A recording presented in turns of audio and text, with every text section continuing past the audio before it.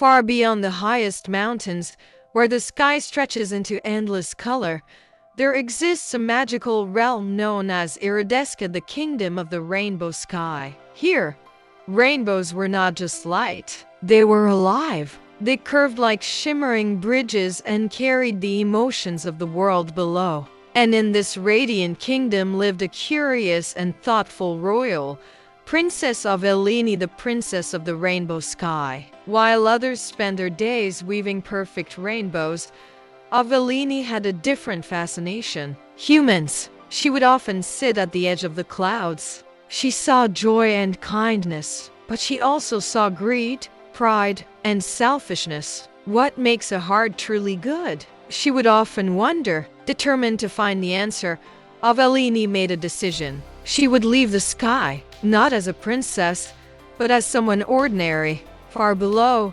in a quiet village surrounded by dry fields and humble homes, lived a boy named Eshen. Eshen had very little: a small wooden house, worn clothes. He had kind but tired eyes, wearing a simple brown tunic, and a single loaf of bread to last a day. But what he lacked in wealth, he made up for in quiet kindness. He shared what he could, helped where he was needed, and asked for nothing in return. Still, life had not been easy. Many days, he went to sleep hungry, yet somehow, he never let bitterness grow in his heart. One morning, as Eshen walked along a dusty road, he noticed an old woman sitting by the roadside.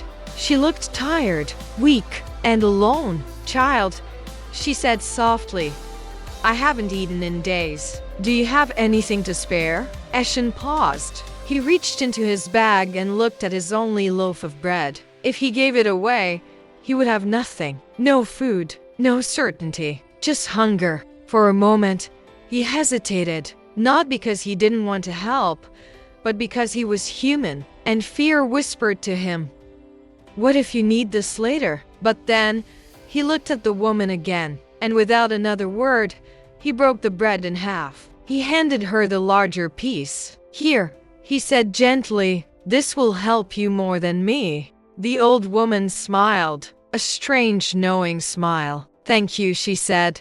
Eshen continued walking, his stomach empty but his heart strangely full. But the test was not over. That afternoon, dark clouds gathered. A sudden storm began to pour, soaking the land. Eshen took shelter under a broken tree, shivering in the cold. Then he noticed something else. A small bird trapped beneath fallen branches, trembling in the rain. Again, he faced a choice. He could stay dry, safe, or step into the storm. Without thinking too long, Eshen ran into the rain. He lifted the branches and freed the bird. He cupped it gently in his hands until it fluttered away into the sky. By the time he returned to shelter, he was soaked, cold, and exhausted. As night fell, Eshen sat alone. He had no food, no warmth, and yet no regret. "I hope they're all right," he whispered softly. And then, something extraordinary happened. The sky above him began to glow. Not with lightning, not with stars, but with colors. A rainbow, unlike any ever seen before. From its light descended a figure glowing softly. Eshen's eyes widened. Before him stood Princess Avelini, no longer hidden, no longer disguised. "You gave when you had nothing," she said gently. "You helped when it cost you comfort."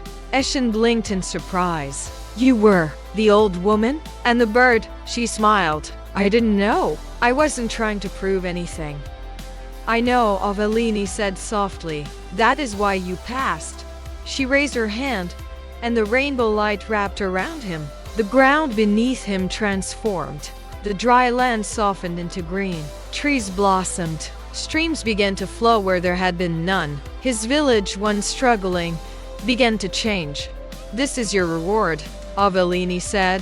"Not for what you gave, but for the heart you chose to keep." Eshen looked around, amazed. But then he said something unexpected. "Can you help the others too?" Avelini paused. "You wish for more?" Eshen shook his head. "I wish for everyone to have a chance, not just me." For the first time, The princess of the rainbow skies smiled with true warmth. Then your reward will be greater than you imagine.